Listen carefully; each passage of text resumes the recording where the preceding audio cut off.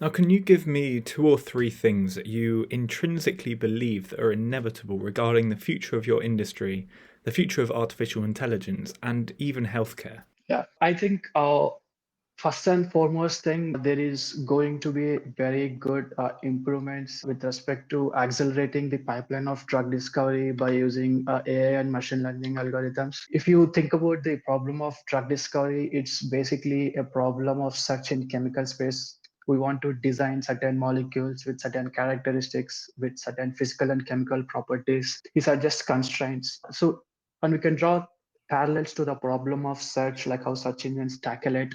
So you get a query which is just 4 to 5 words often, and that's not even grammatically correct most often. Within few milliseconds, the search engines are able to collate the best 10 articles for you by searching all over the internet petabytes of from petabytes of the internet index. All of this is happening within few milliseconds, searching through the entire internet, which means that there have already been software systems developed to the extent that they can do this inference very quickly and also to a very good accuracies of the results. Now, NLP is of course something that, so it's basically natural language and we know the syntax of natural language. So it's definitely a much more easier problem than understanding the language of body and the genetics and all this. But I think all the learnings that as a field we have accumulated in delivering software systems in the problem of search would eventually be applied to the problem of drug discovery as well.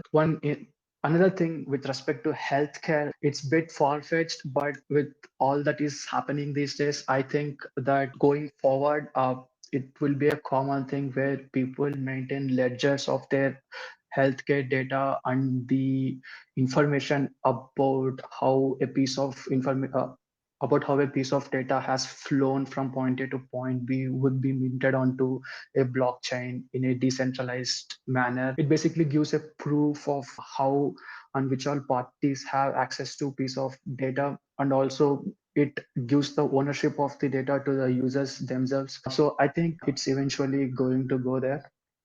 We already have a lot of applications on hyperledgers about like news articles and also with the recent NFT minting non-fungible tokens for. So I think going forward, the next step to apply all of these technologies is to healthcare. Yeah, I also like one another thing I think is going to happen is we are going to have a much better understanding of how to tackle aging as a disease. Currently, the biomarkers that track to measure, like even the methylation clocks or those which look at even more deeper things, they are not easily accessible to everyone. And I think going forward, we'll be in a position to at least approximately measure how good a certain intervention is doing with respect to increasing the health span or reversing the age. One thing I always keep thinking about, being from a computer science and technical background, we are going to reach longevity escape velocity in our lifetimes, most probably.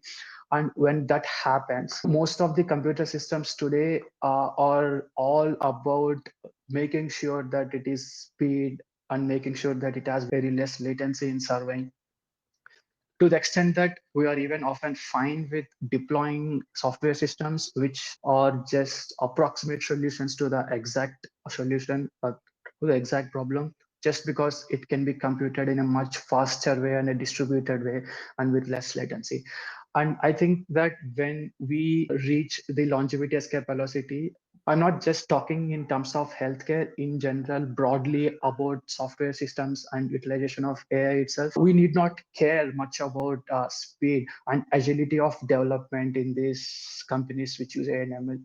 Currently, every company or startup that uses machine learning and they have all these timelines set up. Okay, you need to deliver to certain accuracy with the problem that you are tackling by this month, and that forces them to be more agile, and that forces them to have more restrictions in the space of models that they can actually experiment with. When time is no more a problem, then speed is also no more a problem. I'm more interested to look how software systems and companies in general would evolve to that situation.